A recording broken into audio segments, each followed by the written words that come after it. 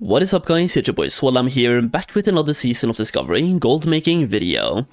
Today we'll be covering the top 10 gold farms in Season of Discovery, and I will do this a little bit different than just covering the top 10 in terms of value, and I will mostly focus on open world gold farms as well as cover them in different level brackets. This means I will also include some farms that you can do at level 10, 20 or even 30 to help you make gold while leveling, but also some level 40 farms. And the aim with this idea is that there should be some farms out there for everyone.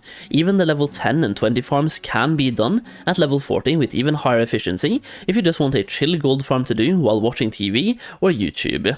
As always, if you want even more gold making information, more gold farms, early access to phase 3 gold farms, or even profitable flips and investments, you can check out my Season of Discovery gold making guide through the link in the pinned comment, but more information on that later in the video. Let's begin. Like stated, I will divide this video into brackets, 3 unique brackets to be exact, level 1 to 15, level 15 to 30, and level 30 to 40. For level 1 to 15 there is only really one gold farm of note, and that is small eggs plus light feather farming in Darkshore. This farm consistently makes me about 3 to 5 gold per hour, even at level 10. This is mostly because light feathers are used in spells like Slowfall for mages and priests, which gives them a constant demand and could go up even more in price in later phases like mage Sulguru boosting. And small eggs are also used in crafting herb-baked eggs, which is used in a waylaid supply which people want to hand in for both experience and reputation. I have made hundreds of gold on herb-baked eggs alone so far, and it goes without saying that if you want even more value from this farm, you should turn the small eggs into herb-baked eggs before selling them for maximum value. Another tip for this farm is to have mining, as you will find several copper veins while farming here, and as a horde you have multiple alternatives to this farm, including Mulgore Plain Striders, but my recommendation is to farm here even as a horde, fly to Ashenvale at the Storm Strand, and then commit to the walk. Trust me, this location is worth it. Now another tip for gold farming or gold making in the level 1 to 15 bracket is to pick up Herbalism, as Earthroot sells for quite a few silvers on most servers, as they are used in strength elixirs used by melee classes in raids. Now for level 15 to 30 we have 3 farms worth highlighting. Number 1, or number 2 in this case in the video, but number 1 for this bracket is the Dark Iron Ordnance Farm. This farm takes place in wetlands and you're killing the elite Dark Iron Dwarves. The item you are looking for here is the personal loot table, so being in a group or potentially even in a raid is the best way to do this farm. They are also elite, so even if you are level 40 they are quite tough to kill, so having a group just speeds up the efficiency and gold per hour, and there's really not that many downsides to being in a group. The Dark Iron Ordnance is an item required in order to obtain a rune from phase 1, which a lot of people and classes skipped in phase 1 but now they suddenly need in phase 2. Also, the recent experience buff we got in phase 2 also caused a lot of people to start leveling alts, which they also need these runes on, increasing the demand for this item by quite a lot. Now item number 2 in this bracket is the Shredder Turbo Shredder farm. This farm takes place in Stone Talon Mountains, and before you go here you need to buy some Shredder auto salvage units, either from the auction house or you can actually craft them through engineering. Once you have these, go to Stone Talon Mountains and look for the Venture Coal Light Shredders, kill them and use the auto salvage unit on them. This has a 75% chance of giving you a turbocharger. The turbochargers are then sellable and used in obtaining the same rune we just talked about in the previous farm. Farm number 3 in this bracket is the Wetlands Small Flame Sack farm, and this farm consists of killing whelps in the middle or middle east of wetlands, and these whelps have a fairly low chance of dropping small flame sacks, which are then further used in crafting, for example Dragon Breath Chili, a consumable used by melee classes in raids. This item will be in demand for pretty much the entirety of Season of Discovery. Now for the level 30 to 40 bracket we have a lot more farms worth covering.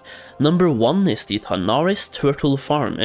This has been one of my favorite gold farms through all of phase 2 so far, and it's going to continue being a really good farm for pretty much all of Season of Discovery. Part of that is the fact that you have the turtle scales that you get by skinning these turtles, so having skinning is quite mandatory here, and turtle scales is further used in crafting the turtle scale bracers, which are further used in a waylaid supply hand-in for 12 gold, giving this a very decent price floor due to the raw gold you get back from handing in that supply. You also have the Spider Cave in Dustwallow Marsh, another farm that I have covered once or twice in different videos, and is a very good location. From this location you can obtain white spider meat, which is then used in the spider sausage waylaid supply, once again giving it a decent price floor due to the gold you get back from handing in that supply. And you also get spider silk, various green items, and you also have 4 different chest locations in this place, so you can actually make even more gold by opening those chests whenever they spawn.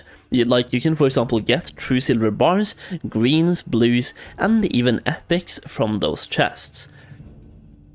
Then you have small flame sacks in the southern Dustwallow Marsh. This is a very good farm due to the mob density of mobs that can actually drop small flame sacks in this location.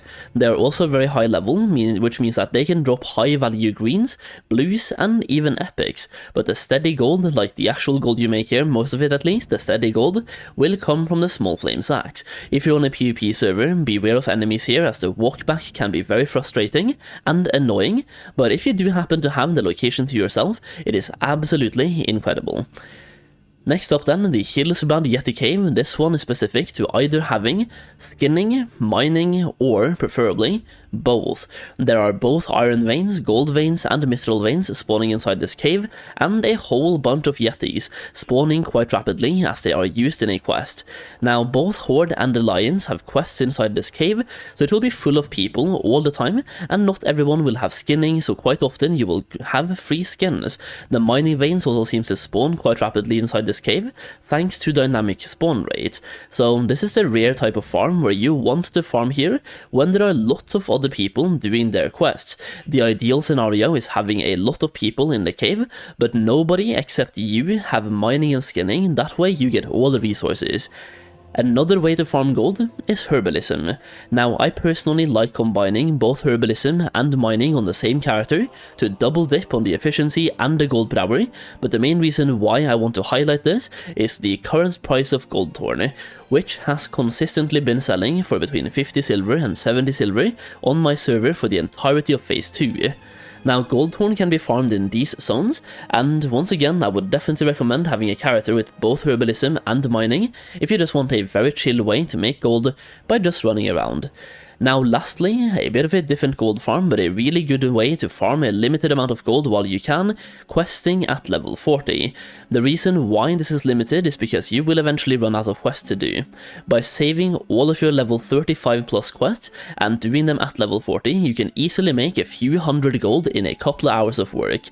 Now, what I personally do here is that I level up from 39 to 40 by doing the quest objectives for 20 different quests. That means looting stuff, killing stuff, and just doing the objectives, and not handing in the quests. And then I hand in all those quests at level 40, and I make about 75 gold the second I hit level 40.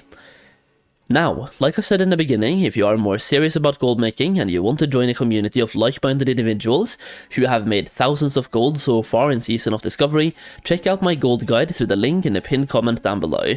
This is a 157 pages long document about gold making, and upon purchasing the guide you also get access to a private gold making community where we share even more tips and tricks. You will also get early access to gold making videos, gold farms, and my future investments in that gold making community.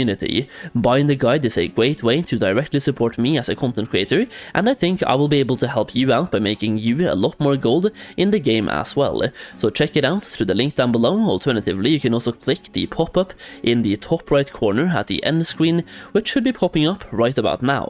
Now, if you enjoyed the video, make sure to like and subscribe. Thank you so much for watching, and I'll see you again very soon.